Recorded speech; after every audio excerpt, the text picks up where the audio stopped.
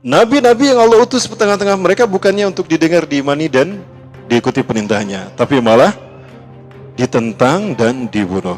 Yuqatilunal anbiya'a bighairil haq. Mereka membunuh para nabi ini dengan cara yang tidak baik.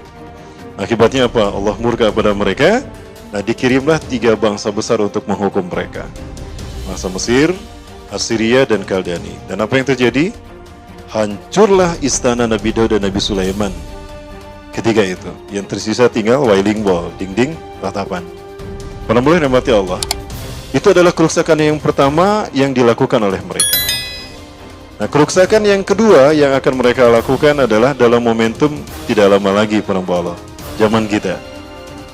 Ya. Allah mengatakan kepada mereka kalau mereka akan berkuasa kembali di muka bumi. Thumma, kemudian rodanna, kami kembalikan alaihim atas mereka. Karrotan, kekuasaan al-karrah, kekuasaan untuk menguasai kembali Al-Aqsa Palestina. Wa amdadnakum, dan kami kuatkan kalian dengan harta yang banyak. Pasca Holocaust mengalir uang bantuan dari seluruh negara Eropa, Amerika, Prancis, Inggris, Jerman, Belanda, Belgia, mengalir semua ke, terutama Jerman ya, ke Israel sebagai kompensasi karena mereka korban terbanyak dari Perang Dunia Kedua. Wabanin, dan banyak pasukan yang dikirim ke tengah-tengah mereka untuk membantu mereka. Ya. Waja'alnakum aktsaran nafira, dan kami jadikan kalian bangsa yang besar. Itu kata Allah Subhanahu wa taala. Nah, itu adalah kesempatan kedua mereka melakukan kerusakan di muka bumi. Nah, Rasulullah SAW menyebutkan bahwa mereka kemudian akan melakukan kerusakan dengan membuat sesuatu yang bisa menjadi sambutan dari mereka sebagai cara mereka menyambut Tuhan yang mereka sembah selain Allah. Siapa? Dajjal. Ya. Dajjal yang akan mereka sambut itu mereka sebut Mesaya. Nah, tidak lama lagi mereka meyakini Mesaya ini akan datang. Maka bagaimanapun juga status Yerusalem harus sah menjadi milik mereka. Maka dibuatlah propaganda agar Yerusalem jatuh ke tangan mereka. Maka menggunakan moncongnya PBB, menggunakan mulutnya PBB, diputuskan kalau Palestina dan Israel akan dibagi dua. Yerusalem akan diserahkan menjadi ibu kota Israel, Ramallah akan diberikan pada Palestina. Pada saat itulah tidak akan ada lagi konflik kalau itu diterima. Nah, perempuan yang dimati Allah, tentu keputusan ini menyakiti kita umat Islam, bukan hanya menyakiti hati kaum muslimin Palestina. Kenapa? Karena Masjidil Aqsa, Yerusalem Al-Quds bukan milik Palestina, tapi milik umat Islam seluruh dunia. Nah, perempuan Allah, sebetulnya apa yang diinginkan Israel? Tidak lain yang diinginkan Israel adalah mengganti Masjidil Aqsa kita dengan sinagog Yahudi. Agenda mereka kita sudah tahu adalah untuk menguasai dunia dalam frame Y2 km, Year of the Yehuda Kingdom, atau disebut dengan Novus Ordo Seclorum. Dan mereka menjadikan Palestina sebagai tempat di mana mereka akan mendirikan singgasana Tuhan mereka. Wafilah, ini adalah Masjidil Aqsa, kiblat kita yang pertama.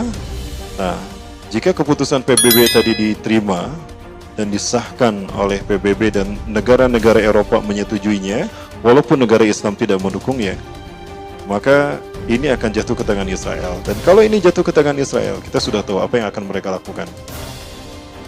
Mereka akan menggantinya dengan sinagoga, Beit Sulaiman, Solomon Temple. Dan jika ini sudah terjadi, maka iblis dan Dajjal merasa menang atas umat Islam dan atas Islam, bahkan merasa mengalahkan Allah. Karena saat itu mereka eksis sebagai Tuhan penguasa bumi dan langit, Dwi Tunggal. Nah, ini kerusakan yang kedua dalam pandangan para ahli sejarah kontemporer.